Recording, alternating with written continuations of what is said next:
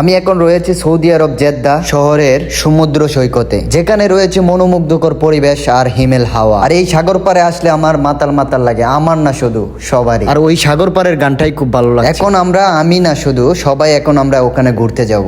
আর এখানে যাওয়ার জন্য আমরা সবাই প্রস্তুত আছি, এখন সবাই আমরা যাচ্ছি।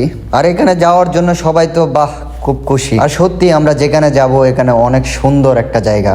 আর ওই জায়গাটাতে নাকি পাড়ের কাছে মাছগুলো আসে, এই সাগরের মাছগুলো আমরা দেখতে পারবো। আর যাওয়ার জন্য আমরা যেই গাড়িতে আছি, গাড়ির পাশে জানালা দিয়ে আমরা যে পরিবেশটা দেখতেছি, ওয়াও অসাধারণ। সত্যি এই পরিবেশটা দেখতে দেখতে আমার যাওয়াটা অনেকটাই ভালো লাগতেছে। আর ওখানে গিয়ে তো অবশ্যই আমরা অনেক ভালো কিছু দেখতে পারবো ইনশাল্লাহ। এই জায়গাটা অনেক পরিবেশ এবং খুব সুন্দর জায়গা। আর এদিক দিয়ে আমরা চলে আসলাম। আসার পর আমরা এখানে যে পরিমাণ মানুষ দেখতে পাচ্ছি, আর এখানে আসার পর আমার মনে হয় না আমরা সবাই একসাথে দলবদ্ধ হয়ে থাকতে পারবো। তাই আমরা শুরুতে এক একজন এক এক দিকে চলে গেছে। আর আমরা নির্দিষ্ট সময়ে গাড়ির কাছে পৌঁছানোর জন্য আমরা একটা টাইম ফিক্সড করে নিলাম। আমরা সেটাও জানি যে আমরা একসাথে করে থাকতে পারবো না, কারণ এক একজন এক এক পরিবেশ দেখার জন্য বিভিন্ন জায়গায় ছুটে যাবে এবং বিভিন্ন জায়গায় গিয়ে ছবি টবি নিবে।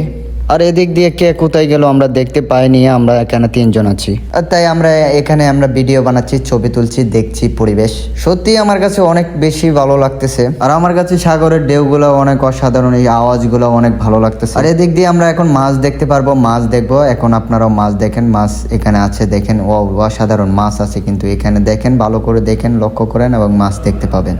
আমি জানি না এই মাছগুলোর এত ডিজাইন, এত সুন্দর ডিজাইন। একটা মাছের মধ্যে 3টা 4টা কালার, এরকম ধরনের সমুদ্রের মধ্যে মাছ আমাদের পাড়ে আসে, আমরা দেখতে পাই।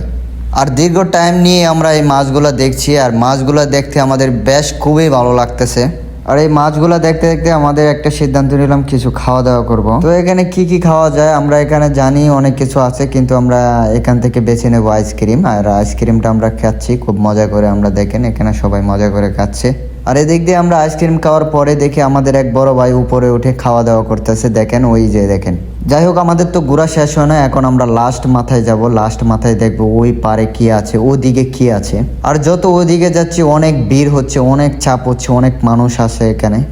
আমি এবং আমার সাথে থাকা 2 জনেই সিদ্ধান্ত নিলাম এই জায়গাটাতেই আমরা সময় পাস করে এখান থেকে ব্যাগ নিব। তাই আমরা কিছুটা সময় বেশি এখানে সময় পার করছি।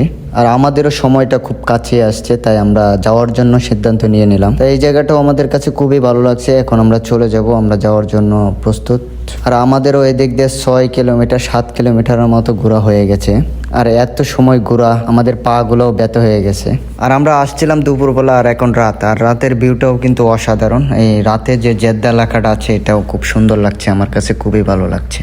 আর এই জায়গায় যে গাছগুলোতে লাইটিং করা আছে, আর এত সুন্দর লাইটিং টাইটিং করা আছে। আর সাগর তো অন্ধকার, যেখানে সাগর কিছুই দেখা যাচ্ছে না। আমরা দেখতে চাইলেও আর দেখতে পারি না, কিন্তু সাগরের ঢেউর যে গর্জনটা, এটা শুনতে খুবই ভালো লাগে। আর এটা শুনতে আবারও লাস্ট পরিবেশটা দেখতে দেখতে আমরা চলে যাচ্ছি। সবাই এই পর্যন্ত ভালো থাকবেন, আল্লাহ হাফেজ।